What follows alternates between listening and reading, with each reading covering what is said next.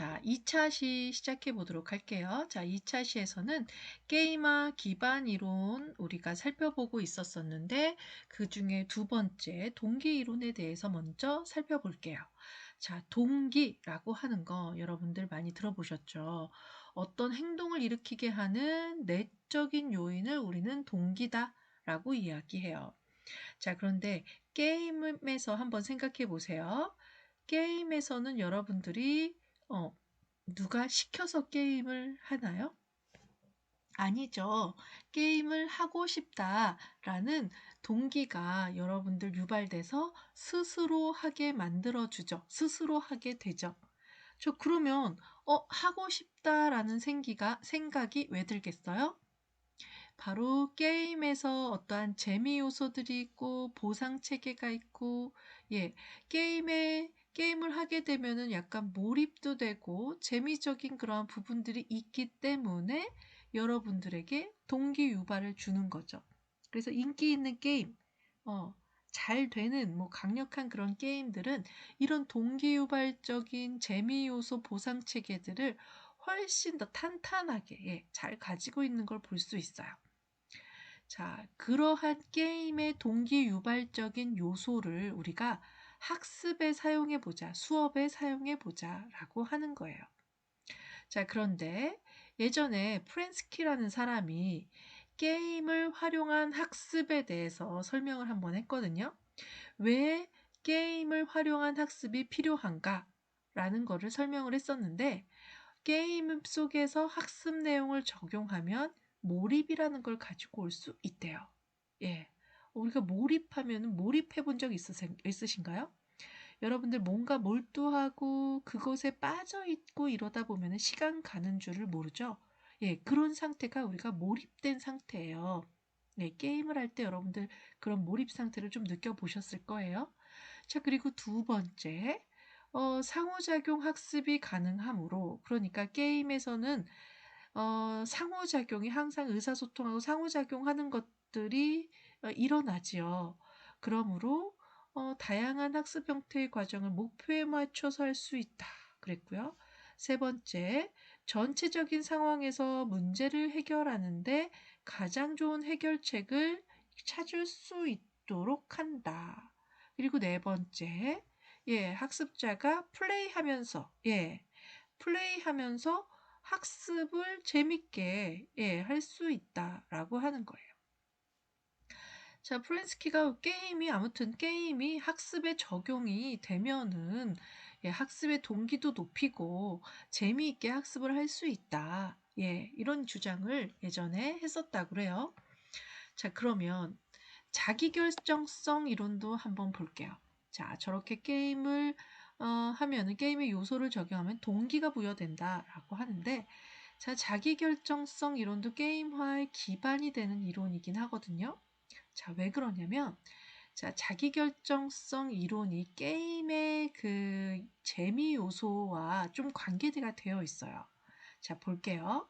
자기결정성이라는 것은 개인 행동에 대해서 스스로 동기부여되고 결정된다는 것에 초점을 두고 있는 이론이에요.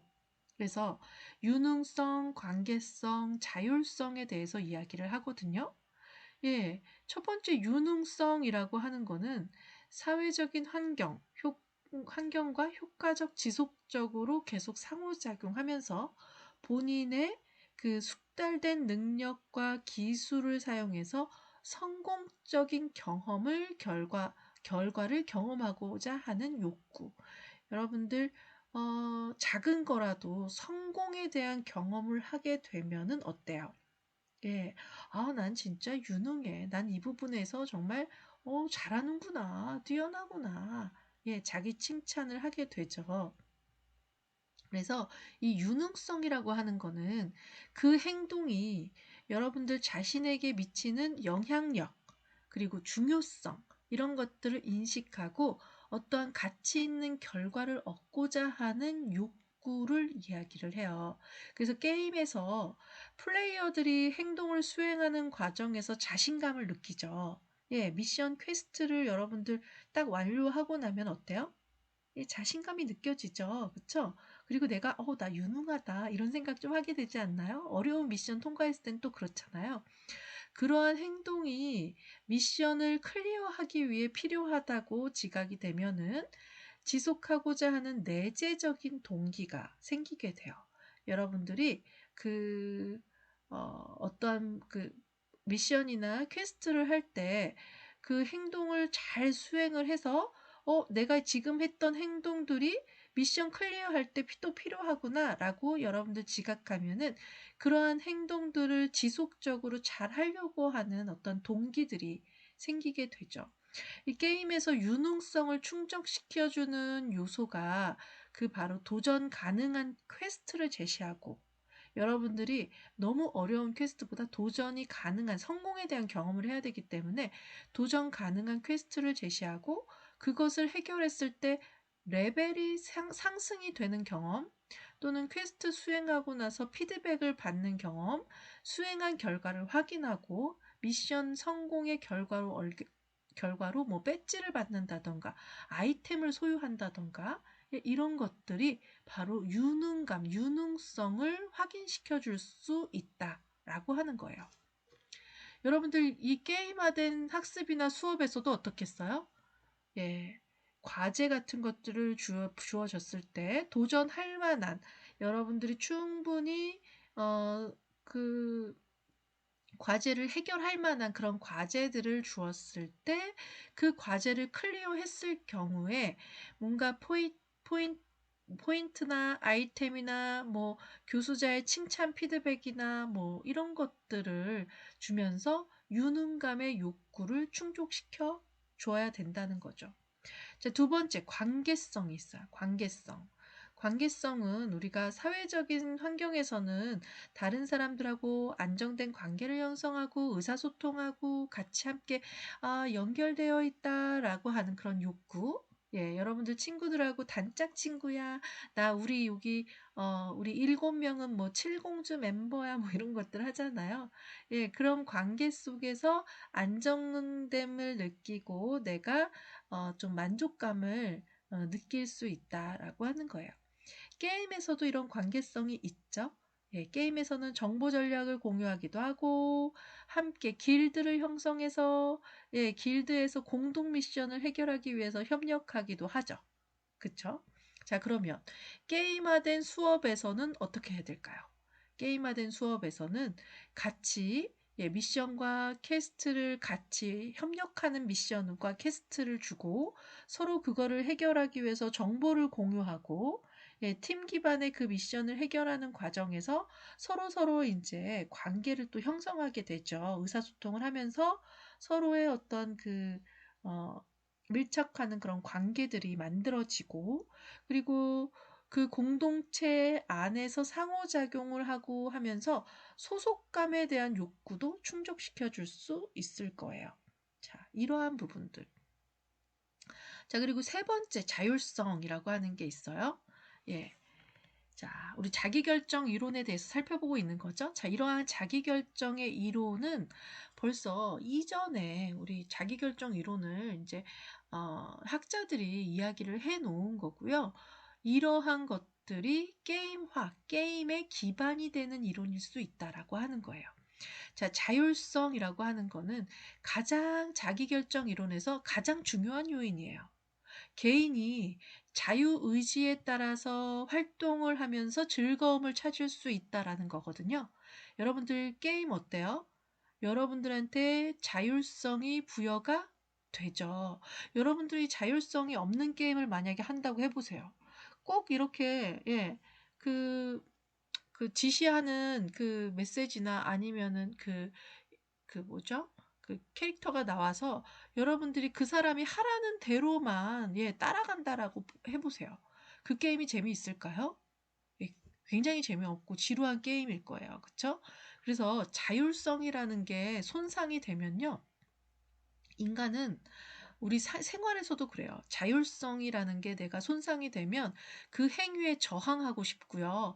그리고 내가 스스로 자율성을 조절하는 것에 대해서 어려움을 경험할 수 있다고 그래요. 그래서 자율성이라고 하는 건 인간의 어떠한 기본적인 욕구, 자유의지에 따라서 활동하는 것은 기본적인 욕구인 것 같다는 생각이 들어요. 자, 게임화된 수업에서도 이 자율성을 주기 위해서 어떻게 하면 좋을까요? 우리가 학습에서 수업에서 게임화 한 그러한 방법에서는 그런 수업에서는 퀘스트나 미션을 줄 때 자율성을 줘야 되겠죠. 퀘스트를 하나만 주는 게 아니라 동일한 수준의 퀘스트를 여러 개를 주어서 그거를 선택하게 할 수 있게끔 해 주고 뭐 결과의 유형물을 어떻게 만들어내는 것들 이런 것들을 인제 본인이 자유 선택할 수 있게 해 주고 그리고 퀘스트를 실패한다. 내가 실패했을 때 여러분들 게임에서 퀘스트 실패하면 어때요? 예.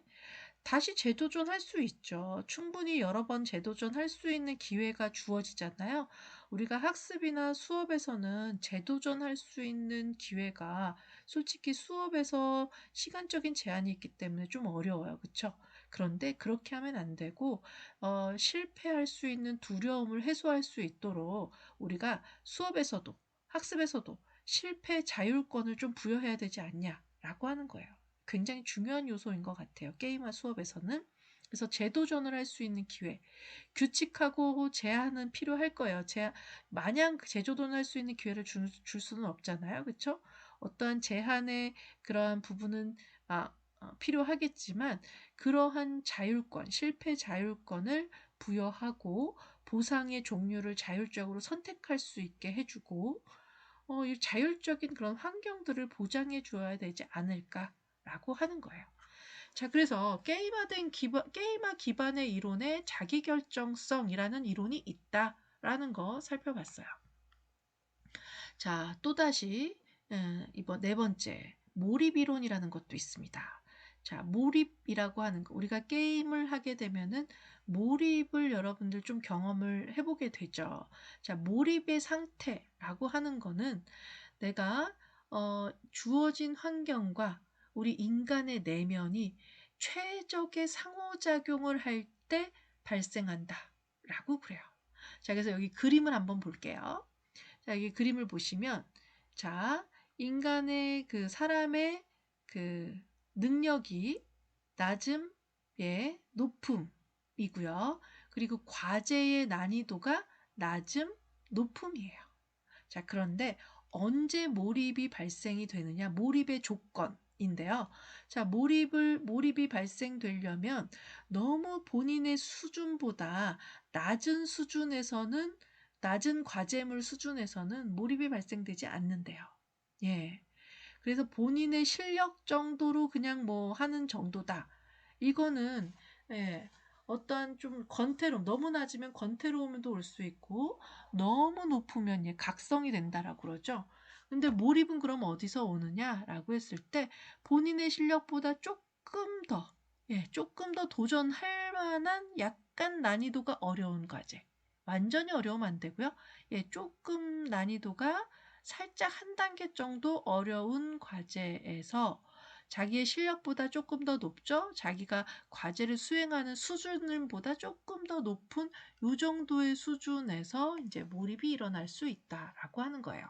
그래서 우리가 게임 학습에서도요, 과제를 부여할 때 너무 어려운 과제, 너무 쉬운 과제, 요런 거 안 돼요. 그래서 과제의 난이도를 조절을 해서 학생들이 그 과제를 충분히 수행은 할 수 있는데 조금 난이도는 한 단계, 본인의 수준보다 한 단계 정도만 어려운 과제로 주어서 도전의식을 만들어 주는 거죠.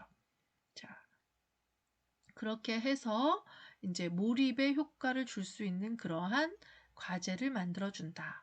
이때의 가장 포인트는요, 좀 난이도를 분절해서 나눠서 이렇게 만들어 놓고 맞춤형으로 학생들한테 그 과제를 주어야 된다라고 하는 부분일 수 있어요. 자, 몰입을 위한 세 가지 요소의 명확한 목표, 적절한 목표 수준, 과제에 대한 지속적인 피드백. 이렇게 세 가지는 꼭 해줘야 된다. 라고 하는 거예요. 예. 목표는 명확해야 되죠? 예. 수준은 적절해야 돼요. 조금 더 높은 수준, 본인이 과제를 수행할 정도의 실력보다 조금 한 단계 더 높은 수준의 난이도 과제를 준다라고 하는 거예요. 자, 그래서 이렇게 몰입 공식, 실행 능력, 도전 난이도를 보시면 이 정도의 수준에서 이제 몰입이 발생이 된다라고 하는 거예요. 실행 능력보다 조금 높게, 난이도는 조금 더 높은, 본인이 할 수 있는 능력보다 조금 더 높은 난이도의 과제를 주어야 된다. 자, 그래서 여기 A1에서 A4로 가는 걸로 이게 몰입 상태가 되는 거겠죠? 지루하거나 불안하지 않고 행복함을 줄 수 있게 A1에서 A4로 가는 이런 과제로 주시면 돼요. 자, 그리고 5번째, 플레이어로서의 학습자에 대해서 이야기해 볼게요. 자, 플레이어로서의 학습자. 여러분들 좀 생소하시죠? 이게 바틀이라는 사람이 1996년도에 플레이어의 유형을 이렇게 나눈 거예요. 자, 그거를 이제 우리는 게이머 수업이니까 학습자들의 이제 대입해가지고 이야기를 하는 거예요. 자, 게임의 플레이어들을 보니까 킬러형도 있고 성취자형도 있고 탐험형도 있고 관계형도 있더라 라고 하는 거예요.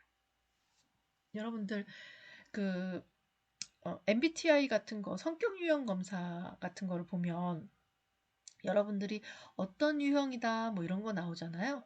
또는 외향형, 내향형 검사 이런 것도 보면 여러분들이 어떠한 유형이다 이런 것들이 이제 나오죠. 그런 것과 마찬가지로 여기에서는 이제 게임의 그 플레이어들을 이제 특징들을 분석해서 여러분들은 어떤 플레이어의 특징이 있습니다. 이런 걸 해볼 수가 있는 거예요. 그래서 킬러형 같은 경우는 경쟁에 초점을 맞춘 형태. 자, 이러한 사람들은요, P2P 경쟁 같은 거 선호하고요. 플레이어와의 대결이 목표로 가지고 있고, 게임의 룰에 아주 그냥 빠삭하고 익숙한 사람들이에요. 그래서 이 사람은 본인의 그 리더보드 상황판을 굉장히 관심 있게 보고요. 계급을 중요하게 여겨요. 예. 이런 사람들한테는 이제 레벨, 배지 막 이런 거 굉장히 중요하겠죠. 그리고 성취자형. 자, 성취자형 같은 경우는 본인이 이제 목표를 달성하기 위해서 아주 열심히 꾸준히 노력하는 그러한 형이에요. 그래서 이 사람들은 레벨업에 대한 욕구가 좀 강하고요. 아이템을 획득하는 거, 이런 거에 대한 욕구도 강하죠. 자, 그리고 탐험형 볼까요? 탐험형 같은 경우 보면 완성도, 완결성을 중요하게 생각하는 사람. 그래서 구석구석 막 그 여러 맵에서도요, 구석구석 다 탐험하고요. 거기에서 색다른 것들을 색다른 미션이나 퀘스트가 있으면 그런 것들을 즐기고, 이런 것들을 하는 유형이에요. 어떠한 뭐 포인트를 쌓고 레벨업 된다거나 이런 것들에 관심이 있다기보다는 어떠한 서사적인 게임의 스토리라던가 그리고 게임의 어떠한 그 맵을 탐색하는 거 이런 것에 대해서 더 관심이 있는 사람이죠. 관계형을 볼게요. 관계형은 상호작용을 너무 좋아해요. 그래서 개인 플레이보다는 함께 막 협력 미션 하는 거 좋아하고요. 그리고 채팅창에 글을 많이 써요. 그래서 이러한 그 관계형은요, 어떤 레벨을 뭐 업한다거나 내가 어떤 순위에 뭐 이런 거에 연연해 하지 않아요. 그렇기 때문에 이 관계형인 게이머들, 플레이어들은 킬러형하고 약간 상급 관계다라고 볼 수 있어요. 네. 그리고 팀 상호작용이나 협력 플레이, 커뮤니티 이런 것들을 중요하게 여기는 그러한 유형이에요. 여러분들도 가서 해볼 수 있어요. 지금 여기 제가 URL 갖다가 이렇게 놨잖아요. 자, 요거를 따라서 가시면 저 URL을 따라가시면 여러분들 웹사이트가 하나 나올 텐데요. 제가 이거 보여드릴게요. 자, 요 웹사이트가 이렇게 나올 거예요. 그러면은 어떤 유형인지 체크해 보실 수가 있어요. 그래서 관심이 있는 친구들은 요 웹사이트 따라가가지고 나는 킬러형인가 성취자형인가 한번 테스트 해보는 거예요. 자, 그래서 요거는 그럼 언제 사용하느냐? 여러분들 어차피 저희는 이제 수업 설계 부분을 얘기하는 거잖아요. 게임화 수업을 어떻게 하느냐 이걸 얘기하는 거잖아요. 수업을 할 때 이런 팀을 만들어 주죠. 조 편성을 해 주죠. 그럴 때 이러한 킬러형, 성취자, 탐험가, 관계형을 한번 학습자 분석을 해서 그 학습자들을 좀 믹스하는 거죠. 킬러형만 모여 있다거나 관계형만 모여 있으면 굉장히 골치 아플 수 있어요. 그렇죠? 그렇기 때문에 같이 예, 좀 서로 혼합해가지고 조편성이 될 수 있도록 하기 위해서 이렇게 플레이어로서의 학습자를 한번 분석해 보는 거예요. 자, 그리고 게임 메카닉스에 대해서 두 번째, 게임화 작동 원리에 대해서 이제 살펴볼게요. 자, 게임화 작동 원리에 제가 게임 메카닉스라고 여기 썼는데, 우리 연구자들이 2005년부터 2018년도까지의 연구물들을 쭉 발췌를 해봤어요. 거기에서 연구자들이 무슨 얘기를 하냐면 게임에 사용하는 메카닉스는 이러한 것들을 사용합니다 라고 이야기를 한 거예요. 자, 그래서 이 중에서 그러면 가장 많이 좀 겹치는 그 메카닉스들이 있잖아요. 어떠한 것들이 가장 중요하게 생각하고 많이 사용되느냐라는 걸 봤더니 자, 이런 메카닉스들을 많이 사용하더라고요. 서사, 도전, 경쟁, 협력, 성취 보상, 관계, 피드백. 그래서 이런 메카닉스들을 그러면 수업에 적용을 시켜보면 어떨까 하는 거예요. 가장 핵심적인 메카닉스들이죠. 그렇죠? 게임에서도 서사, 예, 여러분들 게임에는 거의 스토리 서사가 있는 거 아시죠? 예, 그리고 도전, 예, 미션과 퀘스트, 명확한 목표가 게임에서 주어지잖아요. 자, 경쟁, 협력, 프로그레스 바, 뭐 리더보드, 시간 제한이 있고 협력하는 플레이 있고, 자, 모든 게임들이 다 저런 것들이 있죠. 자, 그리고 나서 경쟁에서 이기면은 포인트를 받죠. 예, 성취와 보상 제도가 있어요.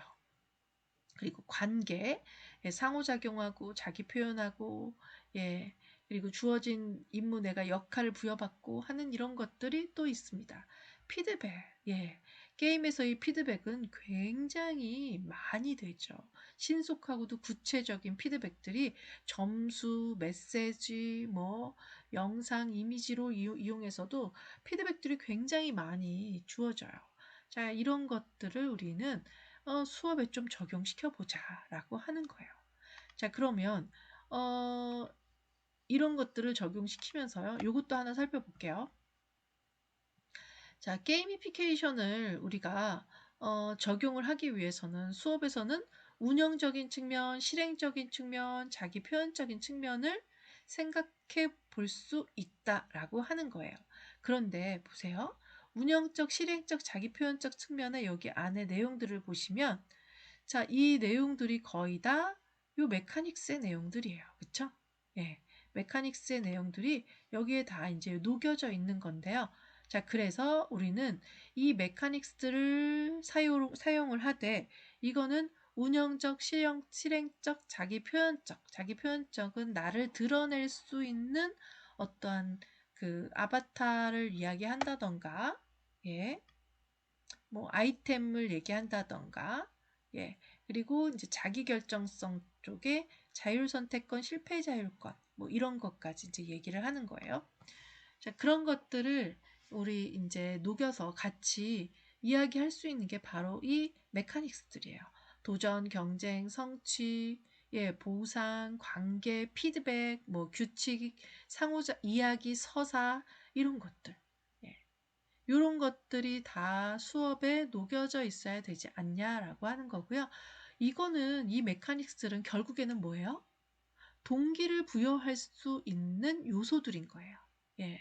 저러한 도전, 경쟁, 성취, 보상, 관계, 피드백, 서사 이런 것들은 또 뭐하고 연결되어 있어요? 재미 요소들하고 연결되어 있어요. 그쵸? 저런 것들을 게임에 적용을 했더니 재미있어 하더라 라고 하는 거거든요. 이 메카닉스는 재미와 연결되어 있고 이거는 또 동기를 부여할 수 있는 것과 같이 연결되어 있다라고 하는 거예요. 자, 게임 메카닉스에 대해서 그럼 얘기를 해볼게요. 자, 게임화 작동 원리에는 게임 메카닉스가 아주 중요한 요소로 있는데, 자, 이 게임 메카닉스의 첫 번째 서사. 자, 서사는 우리가 게임에 빼놓을 수 없는 어떠한 스토리, 전개되는 스토리죠. 그 게임에도 세계관이라는 게 있잖아요. 그쵸?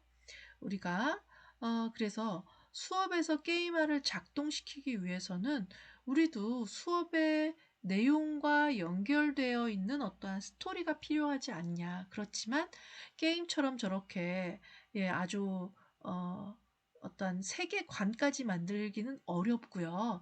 실제 생활과 연계되어 있는 맥락 있는 스토리를 만들면 좋지 않을까라고 하는 거예요. 그래서 학자들이 이야기하기를 현실적이고 친숙한 일상적인 이야기를 제공해줘라. 교육의 목적과 연관된 이야기로 구성해줘라. 의미를 더하고 맥락을 제공하고 행동을 안내해줘라. 게임처럼 뭔가 이렇게 가이드를 계속 해주라는 거예요. 그리고 가상의 인물과 성격, 사건, 배경 등의 요소를 포함시켜서 관심과 흥미를 유발해줘라 라고 하는 거예요. 실제적인 걸로 할 수도 있지만요. 가상적인 걸로, 만약에 실제적인 걸로 다 어떻게 연관시킬 수는 없겠죠. 예, 그럴 경우에는 가상적인 걸로 연관을 시켜서 해주는데, 인물, 성격, 사건, 배경, 막 이런 요소들을 포함시켜서 정말 있을 법한 내용들로 좀 관심과 흥미를 유발시켜줘라 라고 하는 거예요. 그래서 이 서사는 그 다음에 나오는 이 도전의 목표와 미션, 퀘스트하고 연결이 돼야 돼요. 앞에서 어떠한 그 스토리를 전개를 했다면 그 스토리에 기반한 목표와 퀘스트를 연결을 해주면은 훨씬 더 몰입이 되겠죠. 그 수업의 내용에. 그쵸? 그래서 수업의 게임화를 작동시키기 위한 두 번째 메카닉스 요소가 바로 도전인데요. 이 도전은 우리가 수업에, 학습에 이 도전을 적용해야 되잖아요. 이 도전은 가장 포인트가 난이도를 설계를 해주는 거거든요. 이 도전에서 난이도를 설계를 해줘야지만 퀘스트가 좀 쉬운 퀘스트가 있고 어려운 퀘스트로 구성을 할 수가 있고요. 그리고 결국엔 그거는 뭘로 연결되냐면 보상 체계하고도 연결돼요.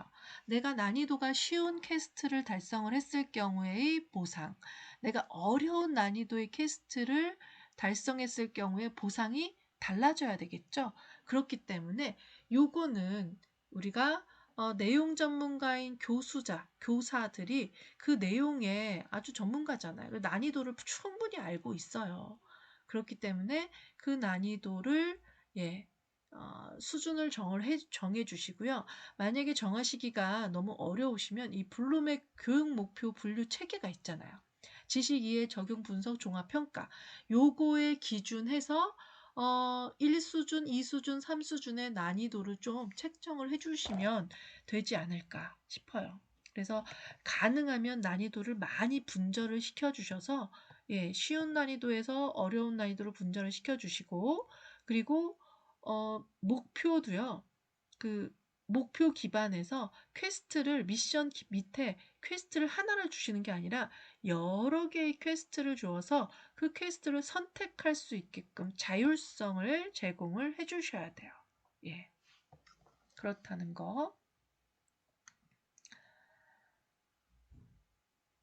그래서 이 도전 과제를 부여를 해주실 때, 좀 초기에는 쉬운 과제를 부여를 해주시고, 점차, 단계별로 어려운 과제를 부여해 주시는 게 낫죠. 그래서 점진화된 과제를 제시를 하기 위해서 과제 분절화가 필요하다. 이 과제 분절화는 뭐를 해서 과제를 분절시킬 수 있어요? 난이도에 따라서 분절할 수 있죠. 그래서 블룸의 교육 목표 분류 체계를 이용을 해서 난이도를 설정을 하고 과제를 분절화 시켜 주어야 된다라는 얘기를 하고 있는 거예요. 자, 그리고 세 번째, 게임화를 작동시키기 위한 메카닉스의 요소 중에 세 번째, 경쟁과 협력의 요소예요. 여러분들이 경쟁 협력의 요소에서는요, 게임처럼 좀 흥미로운 어떠한 상황을 만들어 주시면 좋죠. 그래서 퀘스트를 하고 나면은 학생들이 바로바로 그 퀘스트에 대한 피드백을 온라인상의 점수를 제공을 해준다거나 그거에 대한 어떤 피드백을 개인의 메시지로 제공을 해준다거나 하는 게 필요하거든요. 그래서 이 경쟁 협력을 위한 리더보드가 필요해요. 예. 리더보드는 온라인상에 만들어서 항시 접근이 가능할 수 있는 리더보드로 해주시는 게 좋죠. 그런데 이걸 어떻게 이제 선생님들이 중고등학교 선생님들이 이걸 어떻게 만들까요? 그쵸? 어떤 시스템이나 플랫폼도 없는데 얘 만들기 어렵잖아요. 내가 개발자도 아닌데. 예, 이거는 그래서 엑셀 같은 걸로 간단하게 좀 만들 수가 있어요. 엑셀 조금만 하실 줄 아시면 예, 엑셀로 이런 리더보드를 만들어서 구글 문서가 항상 이제 24시간 우리가 온라인상에 공유가 되잖아요. 이 구글 문서에 구글 스프레드시트가 있어요. 예, 그거를 이용해서 리더보드를 제작하셔서 우리가 해볼 수도 있다라고 하는 겁니다. 자, 그리고 자, 네 번째로 성취와 보상. 우리 성취 보상도 아주 중요한 게임의 메카닉스, 게임의 요소예요. 그쵸? 이 성취 보상 제도가 있기 때문에 좀 약간 이제 동기부여가 더 되는 것도 있죠. 그쵸? 근데 우리가 학습에서 수업에서의 보상 체계는 물질적인 보상만 해주면은 이거는 쉽게 지쳐요. 교수자도 지치고 그리고 학생들도 너무 외제적 보상만 받게 되다 보면은 이게 이제 오해의 소지가 생길 수 있어요. 그렇기 때문에 학습이나 이제 학습을 할 때 이제 수업에서 운영을 할 때 보상 체계는 상징적인 보상을 해주시는 게 더 좋아요. 예, 상징적인 보상이 뭐냐? 이 관계 속에서 나타내는 어떠한 나의 지위, 권한, 예, 이런 것들을 주시는 거예요. 접근권, 예, 권력, 막 이런 거. 예, 거창해 보이죠? 그런데 이런 것들을 주면서 내가 보상을 받을 수 있게끔 어떤 물질에 대한 보상이라기보다는 내가 어떤 순위표, 레벨, 배지, 뭐 아이템 이런 걸로 이제 상징적인 보상을 받을 수 있게끔 해주시는 거죠. 자, 그래서 이런 보상 체계를 만들어 주시는 거죠. 자, 그 다음에 보시면 우리가 게임화 작동 원리의 게임의 다섯 번째 메카닉스 관계가 있어요. 자, 관계는 서로 상호작용하고 협력하고 뭐 이런 관계인데요. 우리가 그럼 수업에서 관계를 어떻게 형성할 수 있을까라고 했을 때 팀 기반으로 수업한다라고 하면 팀 기반에서의 그러한 우리가 구조를 제공해 주는 거예요. 암기 숙달 구조, 우리 커뮤니티를 해야 되잖아요. 같이 막 이야기하고 상호작용 해야 되잖아요. 그거를 그냥 상호작용 하세요 라기보다는 뭔가 이런 방법들을 계속해서 이야기해 주는 거죠. 저번에 제가 협력학습 방법들 얘기한 적이 있었잖아요. 그쵸? 예, 그것과 비슷한 여러 가지의 기본 구조의 방법들, 암기하는 방법, 사고력을 신장하는 방법, 정보를 교환하는 방법, 의사소통하는 방법들에 대해서 여러 가지 상호작용을 위한 이러한 만들어져 있는 교수학습 방법들이 있으니 이러한 방법들에 대해서 이제 알맞은 방법들을 골라서 학생들 팀 기반 수업을 할 때 그 방법들을 알려주시고 사용을 하시는 거죠. 예. 그래서 이러한 관계에서는 이러한 방법들을 우리가 사용을 해봐야 된다라고 하는 거 있고요. 그 다음에 여섯 번째 피드백. 우리가 게임화 수업에서 게임에서도 그렇고요. 중요한 거 뭐라고 했어요? 예, 피드백이에요. 피드백. 피드백이 진짜 중요한 부분인데요. 자, 이 피드백은 어떻게 해야 되냐면 신속하고 구체적인 피드백을 해주셔야 되는데 신속하다라고 하는 거는 예, 우리가 수업이 끝나고는 피드백을 잘 못하잖아요. 그쵸? 그러면 온라인 게시판이나 SNS나 단톡방이나 이런 것들을 운영하시면서 피드백을 주실 수도 있고요. 그리고 스캐폴딩 피드백이라고 들어보셨나요? 예. 피드백의 종류가 좀 여러 가지의 종류가 있어요. 우리가 학습에서의 피드백을 주는 거잖아요. 예. 이제 그렇기 때문에 이제 분석 스캐폴딩, 전략 스캐폴딩, 절차적 스캐폴딩, 디폴트 스캐폴딩 이러한 피드백들을 줄 수 있어요. 그래서 분석하는 거는 잘못된 오개념을 바로잡고 이제 개선하는 이야기들을 해주는 그런 피드백이고요. 전략적인 스캐폴딩은 접근하는 방법이 뭔가 틀렸다라고 할 경우에 접근하는 방법, 새로운 지식과 기존의 지식을 연결시키는 방법, 이런 것들을 이제 알려주는 피드백을 해줄 수 있고요. 절차적인 피드백을 해준다, 절차적인 스캐폴딩을 해준다라고 하면은 어떠한 도구를 활용하는 방법이나 다른 기능을 갖는 도구와 자원 활용에 대한 어떤 절차들, 기능적인 것에 대한 어떤 절차들을 안내해 준다던가 이러한 것들에 대한 피드백을 해줄 수 있고요. 디폴트 스캐폴딩은 요거는 교수님이 이제 내용을 이제 좀 정리를 한 건데요. 디폴트 기본적인 옵션으로 피드백을 주는 거예요. 너무 복잡하고 난이도가 높은 과제가 있잖아요. 보스 미션 같은 거.